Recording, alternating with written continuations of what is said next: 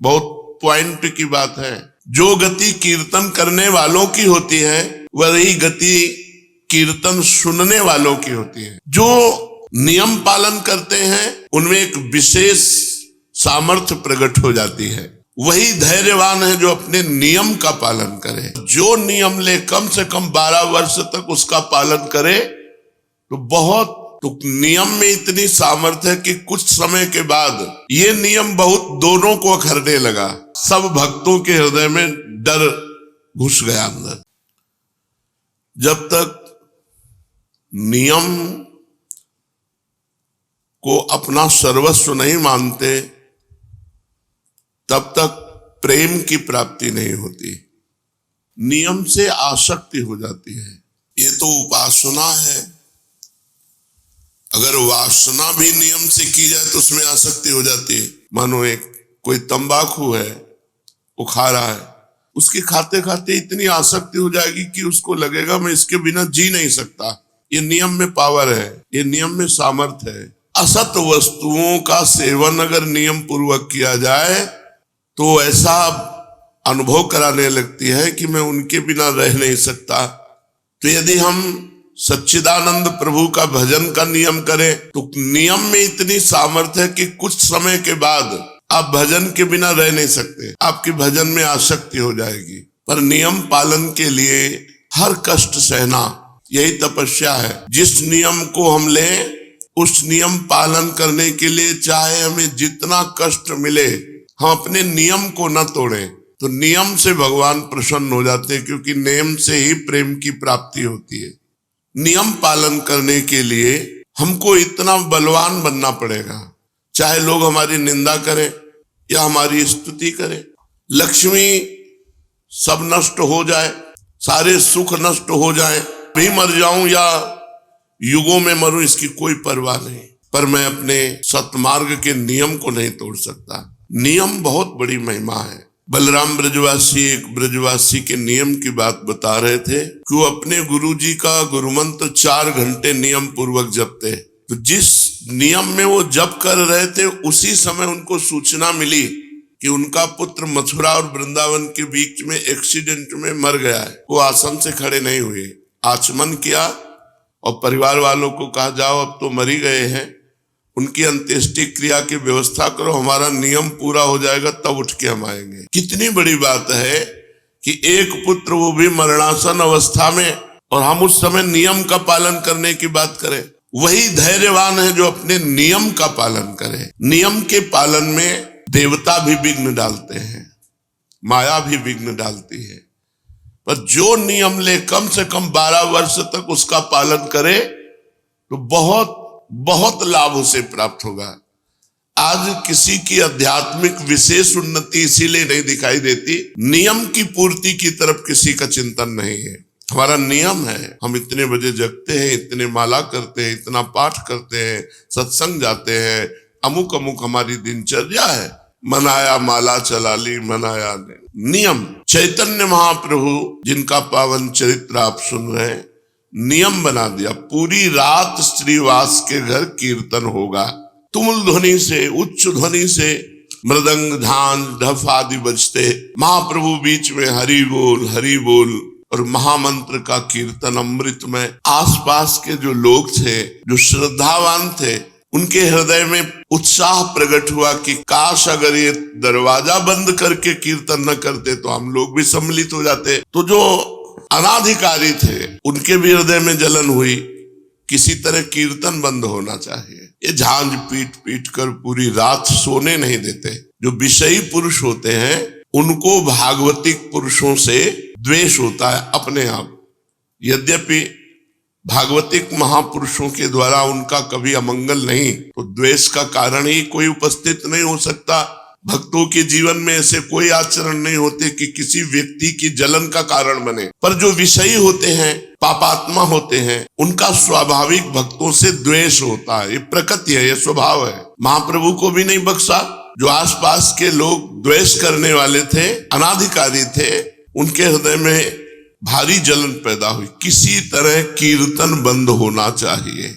ये नहीं सोचा कि हम कीर्तन नहीं करते तो हमारा परम सौभाग्य ये तो है कि हमारे कानों में नाम कीर्तन पड़ रहा है भगवान का। जो गति कीर्तन करने वालों की होती है वही गति कीर्तन सुनने वालों की होती है। जो कथन का फल है वही श्रवण का फल है। जो भावुक लोग थे उनके हृदय में संकीर्तन को देखने की उत्सुकता उत्पन्न हुई। ये नियम बहुत दोनों को अखरने लगा। जो अनाधिकारी द्वेष भाव रखने वाले थे उनके हृदय में तो अखरने लगा कि पूरी रात ढोल पीटते हैं, जान पीटते हैं, नींद नहीं आती। जो अधिकारी भावुक जन थे उनको कि बस चयन किए हुए भक्त जनों को अंदर कर लिया और दरवाजा बंद कर लिया। ये क्या है? अरे खुला कीर्तन करो जिससे हम भी आनंदित हो। दोनों भाव वालों को झुंझलाहट पैदा हो गई। श्रद्धावान अपनी झुंझलाहट को रोककर धैर्य पूर्वक कि कभी तो ऐसा अवसर आएगा कि कीर्तन घर के बाहर होगा तो हम भी आनंद ले लेंगे, वो प्रतीक्षा करने लगे। नम्रता पूर्वक भगवान से प्रार्थना करने लगे कि कभी हमें भी कीर्तन में सम्मिलित होने का अवसर मिले। जो नियम पालन करते हैं उनमें एक विशेष सामर्थ्य प्रकट हो जाती है। उत्तरोत्तर अध्यात्म की उन्नति होती है और वो प्रभु के चरणारविंद तक पहुंच जाते हैं नियम पालन करने वाला। किंतु जो नियम का पालन नहीं कर पाते हैं तो उनको काम क्रोध आदि परास्त कर देते हैं। बहुत पॉइंट की बात है। जो नियम निष्ठ नहीं होते उन्हें काम क्रोध आदि परास्त कर देते हैं। अपनी दिनचर्या की फिर मौज मस्ती तो इन्हें काम क्रोध आदि इनको परास्त कर देंगे। ये सब मरे हुए हैं। जिनके मन में भागवतिक उत्साह नहीं, भजन का उत्साह नहीं, भगवत चर्चा सुनने की अंदर तृष्णा नहीं, वो मरा हुआ जीवन है। जिन हरि भगति हृदय नहीं आनी, जीवित सौ समान ते प्राणी। वो मुर्दे के समान है जिसके हृदय में भगवान की भक्ति नहीं। जो संकीर्तन को विघ्न रूप समझ रहे थे, यार रात भर ऐसा होता है जहां भागवतिक नियम होता है वहां द्वेष पैदा हो जाता है। उन लोगों के हृदय में जो विषय होते हैं द्वेष स्वाभाविक प्रकट हो जाता है। ये प्रकृति है। बहुत से शत्रु भाव रखने लगे महाप्रभु के प्रति। ये कीर्तन बंद होना चाहिए। वैष्णवों को देखते ही रुद्र दृष्टि से जहां शाम हुई ढोल मंजीर आदि लेकर वैष्णव जन एकत्रित होने लगे श्रीवास के घर में, तो जो विद्वेषी थे उनके हृदय में जलन पैदा हुई कि किसी तरह कीर्तन बंद होना चाहिए। अब ऐसे लोग संकीर्तन का विरुद्ध प्रचार करने लगे और भगवान की इस प्रकृति में सबको सपोर्ट मिलता है। सबको देश रक्षा के लिए प्राण समर्पित करने वाले राष्ट्र सैनिक बनने का उत्साह रखते हैं तो आतंकवाद में भी प्राण समर्पित करने वाले हैं, उनकी भी फौज है। ये प्रकृति ऐसी है कि सबका सपोर्ट कर देती है। अब वो लोग शुरू हुए कि अरे पूरी रात भर न जाने क्या क्या होता है श्रीवास के घर में। शाम से भक्तजन ये अंदर जाते थे और वहां प्रचार प्रसार होने लगा। क्या क्या होता है? विरुद्ध प्रचार। संकीर्तन को बंद कराने के लिए बुरे बुरे भाव प्रकाशित किए गए। सब कुछ होता है वहां, बुरे बुरे भाव प्रकाशित हुए। नियम प्राण चाहे चला जाए, तभी कहा अद्यैव वा मरणमस्तु युगांतरे वा, आज मरूं या हजारों वर्ष बाद मरूं इसकी कोई परवाह नहीं, नियम नहीं टूटने वाला। अब वो बुरे बुरे प्रचार प्रसार करने लगे। जो दुष्ट स्वभाव के लोग होते हैं उनको दुष्टता करने में मजा आता है। दूसरे की बुराई करने वाले को अगला जन्म चमगादड़ का मिलता है, उल्टा टंगा है। पर उनको बुराई करने में ऐसा लगता है जैसे राष्ट्रपति पद मिल रहा हो। चार लोग सुनने वाले हो, उनको बुराई करने का अवसर मिले तो इतने खुश होते हैं मानो नृपति बन गए हो। वो दुष्ट स्वभाव के लोग कीर्तन बंद होना चाहिए। एक पार्टी तैयार हो गई दुष्टों की। बताया ना, सपोर्ट सबका प्रकृति कर देती है। अभी आप कोई विरुद्ध भाव प्रकाशित कीजिए तो आपको सैकड़ों मिल जाएंगे सपोर्ट करने वाले, और सद्भाव प्रकाशित करो तो उसके भी है। प्रकृति सबको सपोर्ट कर देती है। और ये पता नहीं कि भगवान के भक्तों का विरोध करने से उनकी भक्ति में और प्रकाश होता है और रंग आता है। दुष्टों को पता नहीं होता। दुष्टों को लगता है मैं विरोध करूंगा तो इनका अपयश होगा, इनकी हानि होगी। तो कई बार सत्संग में बताया है कि दुष्ट रूपी डंडा के ऊपर भक्त रूपी झंडा फहराता है। अगर मीरा जी के देवर ने प्रतिकूलता न प्रकट की होती तो मीरा जी की महान भक्ति का हम लोग अनुभव न कर पाते। अगर प्रहलाद जी के पिता हिरण्यकश्यप ने विरोध प्रकट न किया होता तो प्रहलाद जी की भक्ति का प्रकाश हम लोग नहीं समझ पाते। संकीर्तन के विरुद्ध प्रचार होने लगा, संकीर्तन बंद होना चाहिए, यहाँ बुरे बुरे काम होते हैं, ऐसा प्रचार होने लगा। कोई जड़मूल नहीं है, प्रचार शुरू। दुष्ट स्वभाव के नरकगामी अधोगति को प्राप्त होने वाले लोगों की पार्टी बन गई। ये अपने आचरण और भाव के द्वारा ही अपना सर्वनाश कर लेते हैं। भक्तों का विरोध करने का मतलब है पहाड़ में अपनी खोपड़ी फोड़ना। पहाड़ का कुछ नहीं बिगड़ता, तुम्हारा ही माथा चकनाचूर हो जाएगा। भक्त भगवान के भरोसे होता है। अरे जमाने जोर लगा ले, कितना जोर लगाएगा, भक्त और भगवान का झंडा कभी न झुकने पाएगा। क्या क्या नहीं किया हिरण्यकश्यप ने प्रहलाद जी पर कुछ उनकी भक्ति पे आंच आई क्या? विरोधियों के विरोध का और मंगल स्वरूप प्रकट हुआ। क्या मंगल स्वरूप? महाप्रभु को जोश आ गया। भक्तों को भयभीत देख करके महाप्रभु के हृदय में विश्वव्यापी संकीर्तन को फैलाने का, नहीं तो हो सकता था कि कई वर्षों चलता रहता दरवाजा बंद करके कीर्तन, लेकिन कीर्तन के विरोध ने कीर्तन को विश्वव्यापी बना दिया। दुष्ट पुरुषों के विरोध से महापुरुषों का बड़ा कार्य हो जाता है। ये दुष्ट जन जो है, विरोधी जन जो है, अभक्त जन जो है, उनके चरणों में प्रणाम है। ये भक्ति को, नियम निष्ठा को प्रकाशित करने वाले हैं। भक्तों को अगर किसी ने प्रकाशित किया तो भक्ति विरोधी आचरण वाले दुष्टों ने प्रकाशित किया। बलिहारी है उन दुष्टों की जिन्होंने ऐसे महान भक्तों को प्रकाशित कर दिया कि हम जान पाए कि इतनी क्षमता के महापुरुष है। भक्तजन और आनंदित होते हैं जब विरोध होता है। देखते हैं श्री जी क्या करते हैं, देखते हैं प्रभु क्या करते हैं। इनका कोई मंगल विधान है और जब परिणाम निकल के आता है तो परम मंगल विधान। देखो यहाँ कीर्तन का विरोध, भारी विरोध शुरू हो गया। संकीर्तन विरोधियों ने संकीर्तन की पहले निंदा की, फिर रोकने का उपाय सब मिलकर सोचा कि क्या उपाय हो सकता है कीर्तन बंद हो जाए। संकीर्तन के विरुद्ध निंदा करना और ये उपाय सोचना किस तरह से इन भक्तों को भय प्राप्त हो जाए और ये कीर्तन बंद कर दे। महाप्रभु को इसकी कोई परवाह नहीं। श्री कृष्ण संकीर्तन में सदा संलग्न रहने लगे। सैकड़ों लोग विरोधी हो गए कीर्तन के। रात्रि भर संकीर्तन होता, भक्तगण जोर से हरि बोल की ध्वनि करते। आसपास के लोग दुष्टों के संग में हो गए, क्योंकि नींद नहीं, नींद में दखल पड़ता। भांति भांति से कीर्तन के विरुद्ध भाव फैलाने लगे। कोई कहता ये लोग रात्रि भर ढोल पीटते हैं, चिल्लाते हैं, नींद नहीं आती, सोना हराम कर दिया। कोई कहता है योग तपस्या ज्ञान तो कुछ जानते नहीं है, इकट्ठे हो गए बोल चिल्लाते हैं। चिल्लाना ही ये भक्ति समझते हैं। कोई बीच में कहता जी पूरी हत्या की जड़ तो ये श्री बास है, ये भीख की रोटी खाता है और रात्रि भर अपने घर में कीर्तन कराता है, पूरा मोहल्ला परेशान है। 10-20 लोग ऐसे बैठ गए, कीर्तन का आनंद नहीं ले रहे, निंदा कर रहे बैठकर, कीर्तन का विरोध की भावना। अब ये प्रचार प्रसार आपस में निंदा स्तुति का होते होते काजी के पास पहुंचा। कुछ लोगों ने काजी से रिपोर्ट की कि श्रीवास के घर रात्रि भर बड़ा उपद्रव होता है, वहां जो नहीं होना चाहिए वो भी होता है, आप इस पर दखल डालिए। अब दुष्टों को तो बड़ा आनंद हुआ। अब ये प्रचार करने लगे कि राजा की तरफ से कीर्तन करने वालों के लिए फौज भेजी गई है और वो आएंगे, कीर्तन करने वालों को बांध कर ले जाएंगे, सजा देंगे, जेल में डाल देंगे और श्रीवास का घर तो तोड़ फोड़ करके गंगा जी में बहा देंगे।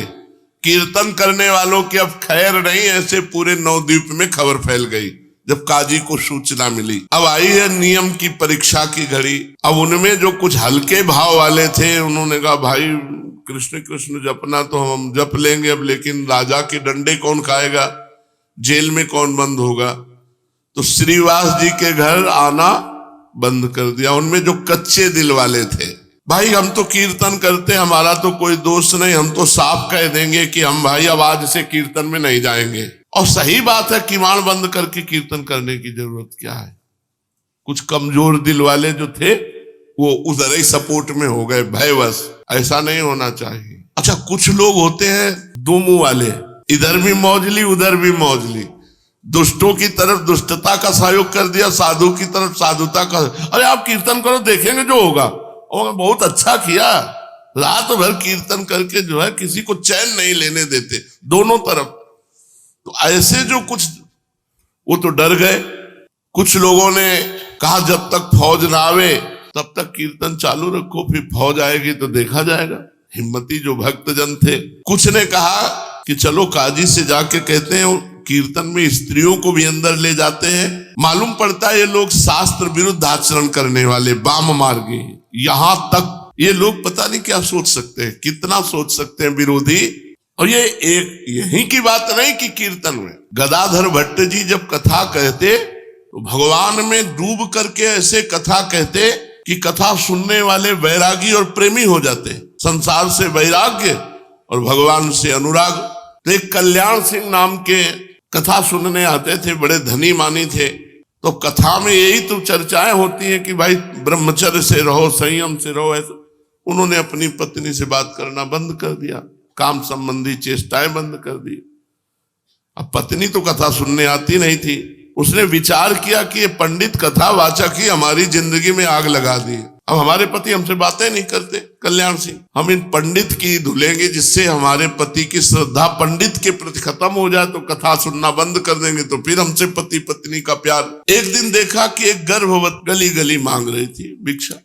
ऐसे बुलाया और कहा कि ऐसे एक एक दाने मांगती घूम रही, तुझे को असरफियां देंगे, ले। और वहां कथा हो रही है। सभा में जाके कह दे कि पंडित जी जब गर्भ नहीं रहा था तो खूब आते हो, अब गर्भ रह गया है, अब इसका पालन पोषण कौन करेगा? बस इतना तुझे कहना है, जितना पैसा कहेगी उतना देंगे। और वो टुकड़े टुकड़े भीख मांगने वाली, उसके लिए क्या कहने, वो तो निर्लज्ज थी। उसने असरफियां ली और पहुंची कथा में। पंडित जी, तो अब जैसे कथा में पंडित कोई स्त्री पहुंच जाए तो सब, जब ये नहीं था तो खूब आते थे, अब जब ये हो गया तो तुम्हारा आना बंद हो गया, इसका पालन पोषण कौन करेगा? वो भी बड़े मौजियल। उन्होंने कहा तू चिंता मत कर, बैठ, इसका भी पालन पोषण होगा, जिसने दिया है वह उसका पालन पोषण भी करेगा। अब तो खुशखुशी होने लगी आपस में। यार हम कहते थे पाखंडी है, कोई कहता नहीं यार बहुत सही महात्मा है ये।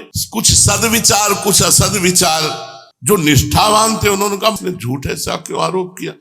और गदाधर भट्ट जी एकदम बिल्कुल समान भाव में, मान अपमान में समान स्थिति रखने वाले महापुरुष। उनमें से एक बहुत समर्पित थे, उन्होंने इशारे से पीछे बुलाया ऐसे। तो कल्याण सिंह जी महाराज वहां कथा में बैठे हुए थे।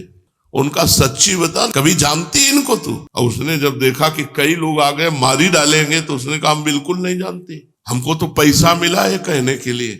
बोले चल, सभा में कहे चल कर, हजारों की श्रद्धा नष्ट हो रही, किसने तुझे पैसा दिया? तो कहा कोई कल्याण सिंह है, उनकी पत्नी ने हमको दिया पैसा की सभा में बोल। जब वो सभा में बुलवाया, कल्याण सिंह को समझाया गदाधर भट्ट ने कि वो अपनी काम पीड़ा के कारण ऐसा करे, उसका ना त्याग करो ना उसको दंड दो। तो जो भागवतिक उत्साह होते हैं उनमें माया अपना प्रभाव डालती है। कीर्तन विरोधियों ने यहां तक काजी के पास सूचना पहुंचा दी कि कीर्तन में स्त्रियों को भी ले जाया जाता है, पता नहीं क्या क्या होता है। ऐसा ऊपर से सुनाने के लिए तो जोर जोर से हरे कृष्ण कीर्तन करते हैं, भीतर पता नहीं क्या क्या करते हैं। ऐसा काजी के दिमाग में भर दिया। नवद्वीप के काजी के सामने संकीर्तन की शिकायत, काजी ने सबकी बातें सुनी और कहा आप लोग चिंता मत करें, हम कीर्तन तुरंत बंद करा देते हैं। अब तो शिकायत करने वाले दुष्टों की छाती फूल गई, अपने अपने स्थान पर मुस्कुराते हुए लौट कर आए कि अब फौज आएगी, सबको बंदी बनाएगी, कीर्तन आज से बंद, चैन से सोने को मिलेगा। अब तो बाजार में नवद्वीप के संकीर्तन की अफवाह, कोई सही है कोई गलत है, कोई अब देखो इनको कर्मों का भोग भोगना पड़ेगा, अरे न जाने क्या बड़ा प्रपंच है। संसारी लोग कहते हैं ना कि भाई 100% में कुछ परसेंट तो सही होगा ही। ये दुष्ट लोग 100 में 100% ही पूरा का पूरा ऐसा दिखा देंगे जिसमें 1% सही नहीं है। अब महाप्रभु चैतन्य देव प्रभु के अवतार और भगवान नाम कीर्तन की जय हो रही, वहां कहीं कुछ अमंगल हो रहा, लेकिन इन दुष्टों ने ऐसा काजी को भरा कि कोई कहता अजी ये जोर जोर से हल्ला मचा रहे थे, भगवान नाराज हो गए, अब इनको दंड मिलेगा। बढ़िया है बढ़िया है, ऐसा लोग कहने लगे। कोई कहता अरे कहो तो अभी विरोध हो गया, नहीं आगे अकाल पड़ जाता। ऐसे ऐसे भी लोग ये पूरी रात जो हल्ला मचाते हैं, भगवान नाराज होकर अकाल पैदा कर देते। ये तो अच्छा हुआ विरोध हो गया। भगवान नाम कीर्तन से, नाम संकीर्तनम यस्य सर्व पाप प्रणाशनम। घट घट व्यापी अंतर्यामी, भगवान सब जानते हैं, तुम लोगों का मुख बंद कर देंगे। जो अच्छे हृदय वाले थे वो कहते भगवान सर्वांतर्यामी है, वो सब जानते हैं, तुम लोग जो अफवाह उड़ा रहे हो, तुम लोगों का अच्छी तरह मुख बंद कर देंगे भगवान। उसी समय कोई हृदय की जलन मिटाने के लिए द्वेष बुद्धि से कहता, भैया ये 2-4 दिन के अब ढोल नगाड़े हैं, ये सब बंद हो जाएंगे। अब काजी नाराज हो गया है। श्रीवास पंडित ने भी ये सब बातें सुनी। अब उनके मन में भय उत्पन्न हुआ। और गौड़ देश का राजा मुसलमानी था, बादशाह, हिंदू धर्म का विरोधी यवन। उनका हो सकता है वो हमारे धर्म को जानता नहीं है और उसका विरोध करके ये सब कर सकता है, राजा है। और हिंदू जनों ने ही जाकर के विरोध भाव शिकायत की, तो जरूर हो सकता है ऐसा। श्रीवास जी के मन में भय सताया।